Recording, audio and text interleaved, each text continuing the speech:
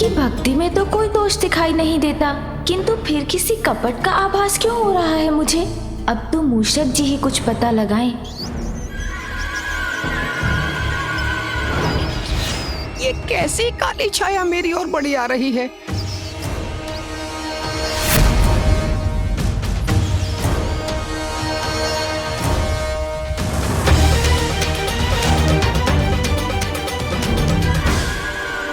लड्डू, मुझे क्षमा कीजिए प्रभु, मुझसे लड्डू देखकर रहा नहीं जा रहा है। लड्डू,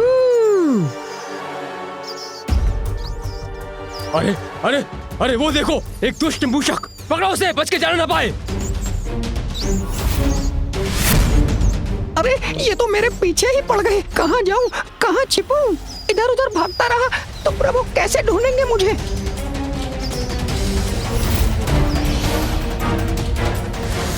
भागो मूषक!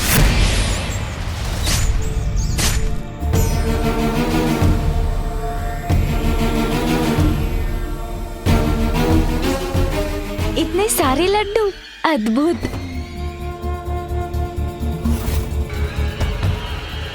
सेवक, इस थाल में लड्डू कम क्यों प्रतीत हो रहे हैं? वो एक मूषक था स्वामी। क्या मूषक? हाँ स्वामी, उसी ने 2 लड्डू चुरा लिए हैं। इससे पूर्व कि मैं उसे रोक पाता, वो भाग गया। आप चिंता मत कीजिए, प्रतीत होता है मेरे वाहन मूषक जी लड्डुओं में से अपना भाग ले गए। अब ये लड्डू मेरे ग्रहण करने की बारी है। प्रभु, यदि आप हमें अनुमति दें तो अपने हाथों से आपको इन लड्डुओं का भोग करवाना चाहूंगा।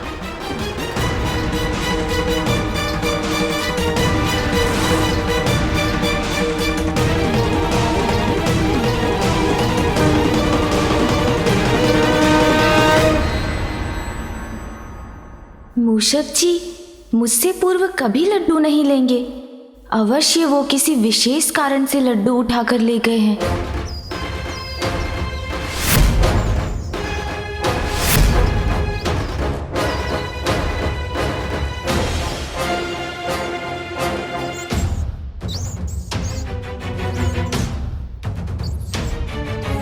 यहाँ से 2 मायावी पथ 2 दिशाओं में जा रहे हैं। एक रजत निर्मितपुर की ओर और दूसरा लौहपुर ले जाने वाला। मैं किधर जाऊं? बूंदी भी समाप्त हो गई है।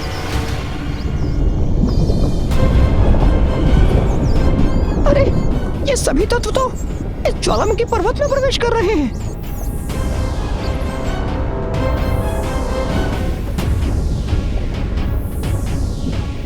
जय विघ्नहर्ता श्री गणेश।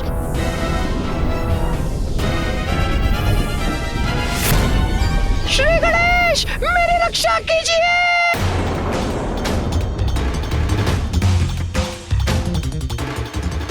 प्रतीत होता है मूषक जी किसी संकट में फंसकर मुझे सहायता के लिए पुकार रहे हैं। श्री गणेश, मेरी रक्षा कीजिए। मूषक जी पर कोई संकट छाया है, उन्हें ढूंढकर उनकी रक्षा करनी होगी मुझे। शीघ्र ऐसा उपाय ढूंढना होगा जिससे मैं मूषक जी को ढूंढने यहाँ से चला भी जाऊं और किसी को ज्ञात भी ना हो। यही उचित होगा। ये सभी यहीं स्तंभित हो जाएंगे और मैं वो कर सकूंगा जो आवश्यक है।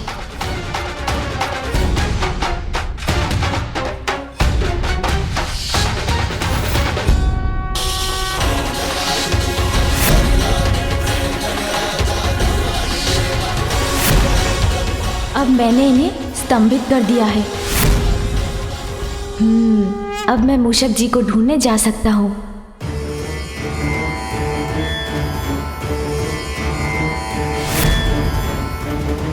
चिंता मत कीजिए मूषक जी, गणेश ने आपकी पुकार सुन ली है।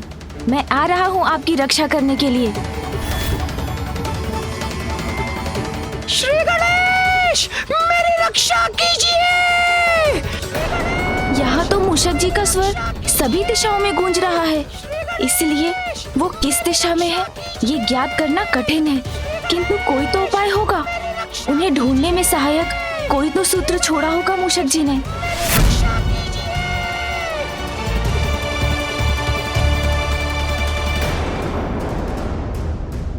एक मूषक था स्वामी, उसी ने 2 लड्डू चुरा लिए हैं। तो ये कारण था मुझसे पूर्व लड्डू लेने का। अपने मार्ग पर बूंदी बिछाकर अच्छी चतुराई दिखाई है मूषक जी ने।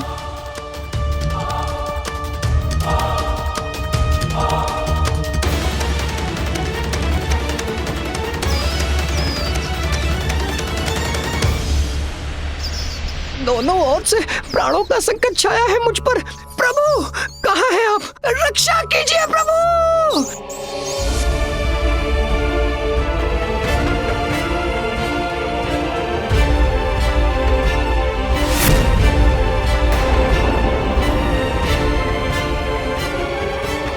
अब यहाँ से किस दिशा में जाकर ढूंढूं मूषक जी को? ज्वालामुखी, ताड़कासुर पुत्रों की इच्छानुसार मायासुर ने इस पुर का निर्माण किया था। अपनी इच्छानुसार कोई अपने पुर में ज्वालामुखी का निर्माण क्यों करवाएगा?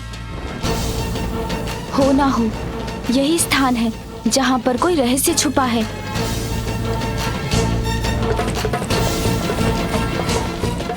प्रभु रक्षित कीजिए मुझे। प्रभु प्रभु।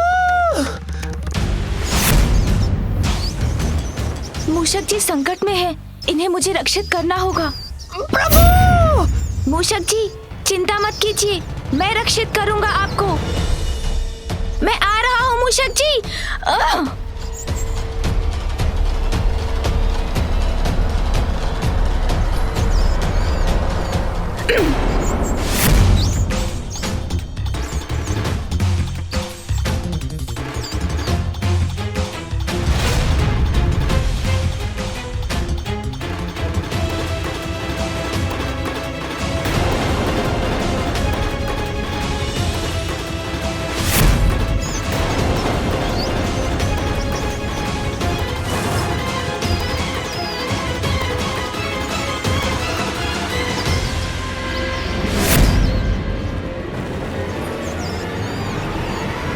ये शाखा तो टूटने वाली है। छोटे संकट से मुक्त हुए तो ये बड़ा संकट मुख खोले खड़ा है प्रभु। चिंता मत कीजिए मूषक जी, मैं हूं ना आपके साथ।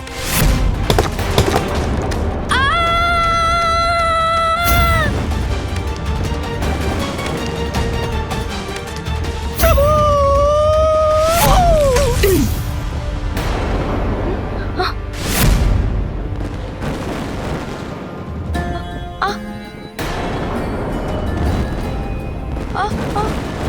अरे अब तो ये शीला भी इस लावे में धसी जा रही है।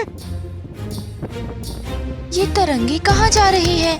प्रभु अब क्या होगा प्रभु? मूषक जी ऊंची छलांग लगाइए।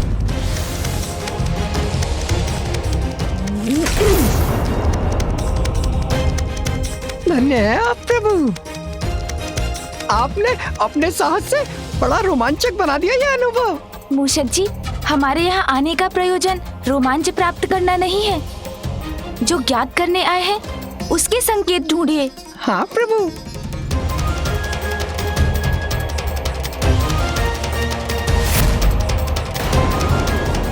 आइए मूषक जी, अब जिस कार्य के लिए यहाँ आए हैं उसे पूर्ण करें। प्रभु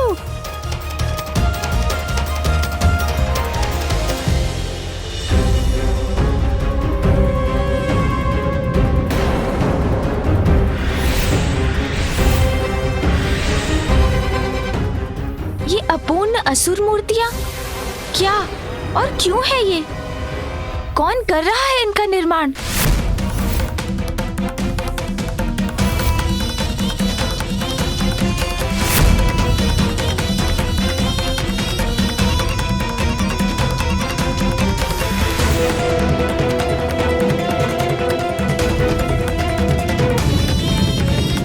अब ये अग्नि की लपटें ऊपर उठकर ऐसे दिव्य अग्नि नेत्र का आकार लेंगी जिनसे महाविनाशी ऊर्जा प्रवाहित होंगी, जैसी महादेव के नेत्र से निकलती है। उस ऊर्जा से जो असंख्य असुर सैनिक देवताओं, पंचभूतों और त्रिपुर के तत्वों के मिश्रण से बन रही है, जीवित होगी और असुर सैनिकों में परिवर्तित होगी, जिसका विनाश असंभव है। जब तक ये पुर रहेंगे तब तक असुर सैनिक संपूर्ण संसार में असुर राज्य स्थापित करेंगे। शिव भक्ति की आड़ में इतना भयावह षड्यंत्र कौन रच रहा है?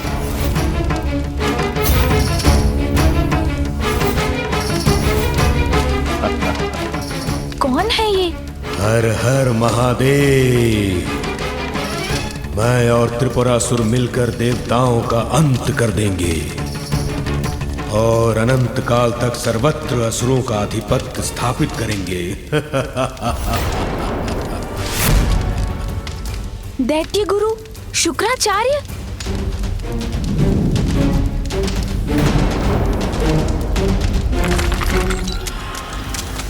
प्रतीत होता कोई छिपकर देख रहा है हमें। तो विलंब किस बात का? हम अभी चलकर उसका अंत कर देते हैं।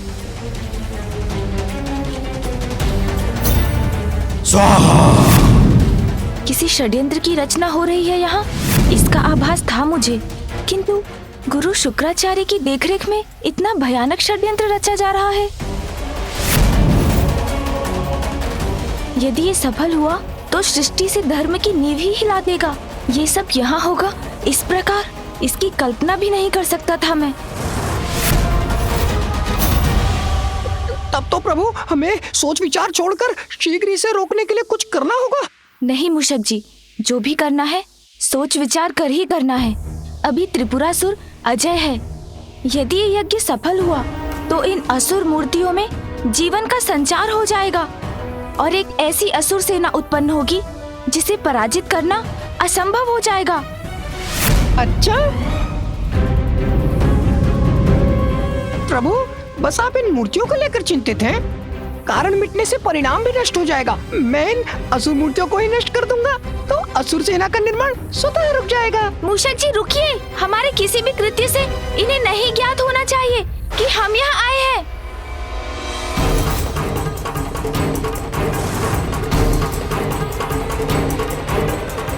वो देखो, वो बड़े मूषक के साथ कौन है? चलो देखते हैं। अब देखिए प्रभु, मैं क्या करता हूँ।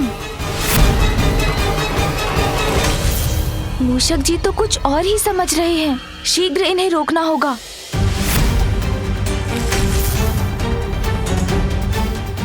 मूषक जी गति धीमी करिए, कहीं आपके दौड़ने की ध्वनि से इन्हें हमारे यहाँ होने का भान न हो जाए। हाँ हाँ, मैं समझ गया। आप तनिक भी चिंता मत करिए प्रभु। इन मूर्तियों को तो मैं देखते देखते ही नष्ट भ्रष्ट कर दूंगा, फिर मात्र कण शेष रह जाएंगे। मूषक जी रुकिए।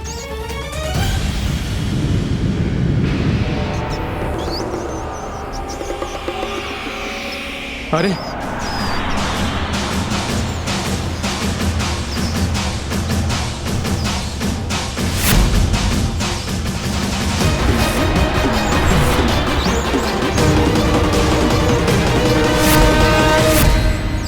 देखा आपने प्रभु, कैसे एक ही बार में मैंने इतनी मूर्तियों को ध्वस्त कर दिया।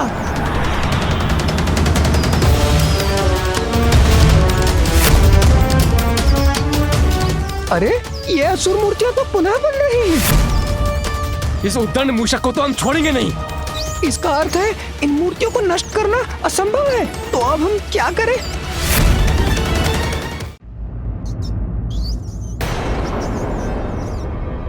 बहुत समय से ढूंढ रहे थे तुम्हें। अब आयो पकड़ में। बोलो तुम्हारा साथी कहाँ है? ये तो फंस गया मैं। अब तो प्रभु सहायता करेंगे तभी सुरक्षा होगी मेरी।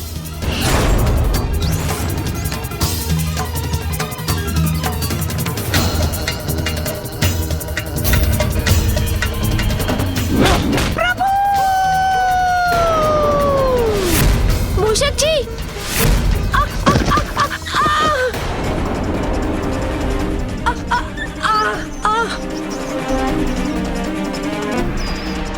अरे तुम दोनों फिर आ गए। अच्छा आ ही गए हो तो मुझे युद्ध के लिए तैयार होने का अवसर तो दो। युद्ध करेगा एक मूषक, वो भी हमसे।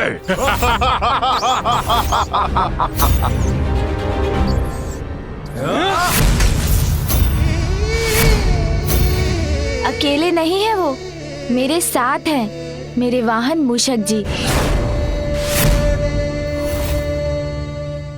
प्रभु, थोड़ा शीघ्र आकर मुझे इनसे बचा भी तो सकते थे ना आप। हाँ अवश्य मूषक जी, किंतु फिर बिना सोचे विचारे कुछ करने का दंड आपको कैसे प्राप्त होता?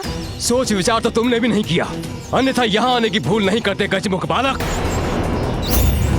गजमुख अवश्य हो तुम, किंतु तुम्हें ज्ञात नहीं कि एक वास्तविक गज जैसा बल है हम दोनों में। अब हमारे हाथों मसले जाने के लिए तैयार हो जाओ तुम। इनके साथ युद्ध हुआ तो ध्वनि उत्पन्न होगी और ध्वनि से अन्य असुर भी सचेत हो जाएंगे। गुरु शुक्राचार्य को ज्ञात हो गया तो वो यज्ञ और भी शीघ्र पूर्ण करने में जुट जाएंगे और पिताश्री के भक्तों के पूर्व में उनकी अनुमति के बिना मैं यज्ञ में विघ्न डालने के लिए कुछ भी नहीं कर सकूंगा। इसलिए बुद्धि से कार्य लेकर इनसे छुटकारा पाना होगा मुझे। क्या हुआ गजमुख बालक? मैं के कारण जड़ हो गए क्या? आओ युद्ध करो हमसे। उचित कहते हैं आप। भय से मुक्ति का तो एकमात्र उपाय है आपसे युद्ध करना, किंतु उसका एक नियम होगा। युद्ध के समय किसी के भी मुख से एक भी स्वर नहीं निकलना चाहिए और यदि ऐसा हुआ तो उसे उसी क्षण पराजय स्वीकार करनी होगी। किंतु हम तुम्हारा नियम क्यों स्वीकार करें? मत कीजिए स्वीकार। वैसे मैं तो आपकी भलाई सोच रहा था, किंतु विचार कीजिए, यदि हमने ध्वनि उत्पन्न की तो गुरु शुक्राचार्य का ध्यान भंग हो जाएगा।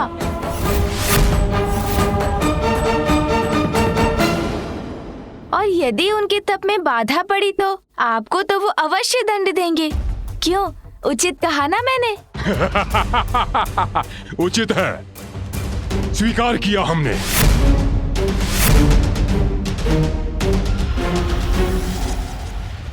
मूषक जी, आप तो पीछे ही रहिए, ये युद्ध तो मुझे अकेले ही करना होगा।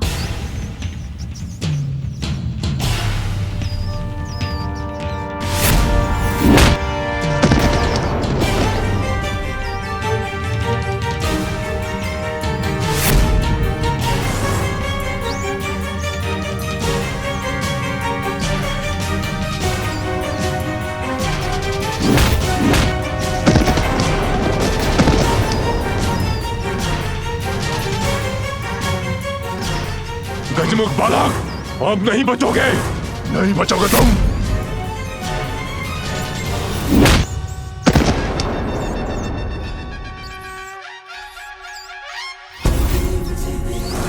हमसे छल अभी बताता हूं।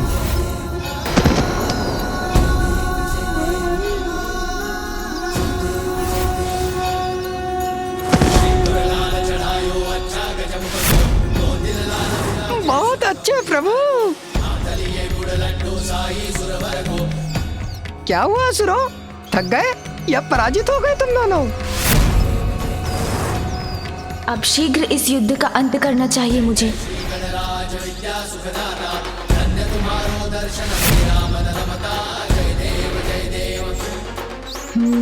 दहकता लावा है नीचे। प्रभु की योजना समझ गया मैं। अरे तुम दोनों तो बहुत बोल रहे थे, तुम में गजबल है। करो ना, है बल तो उसका प्रदर्शन भी करो, या मेरे समान मूषक ही बन गए हो तुम दोनों। ये मूषक हमें मूषक बुला रहा है। अब ये गजमुख बालक जीवित नहीं रहेगा।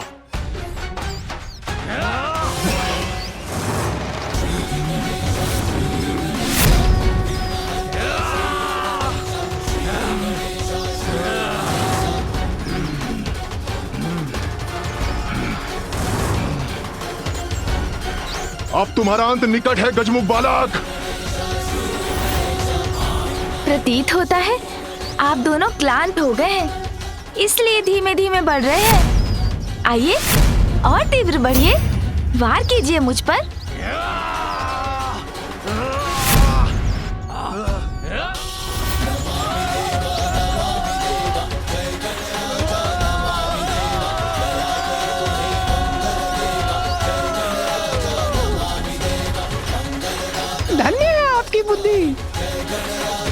उनका तो अंत हुआ। आइए अब इस असुर सेना को भी नष्ट करने का उपाय करते हैं। पंचभूत और त्रिपुर तत्वों से बनी असुर सेना अब तैयार है। इसमें प्राण फूके जाने के लिए यज्ञ की अग्नि को और अधिक शक्ति देनी होगी, और इसके लिए मुझे और अधिक सामग्री और घृत की आवश्यकता होगी। शीघ्र जाओ और लेकर आओ ये सामग्री। अच्छा, तो ये योजना है आपकी। किंतु अब मैं भी देखता हूँ कि कैसे आपको समस्त हवन सामग्री मिलती है। शत्रु या विरोधी कितना भी बलवान क्यों ना हो, युक्ति और बुद्धि की शक्ति से उसका सरलता से सामना किया जा सकता है।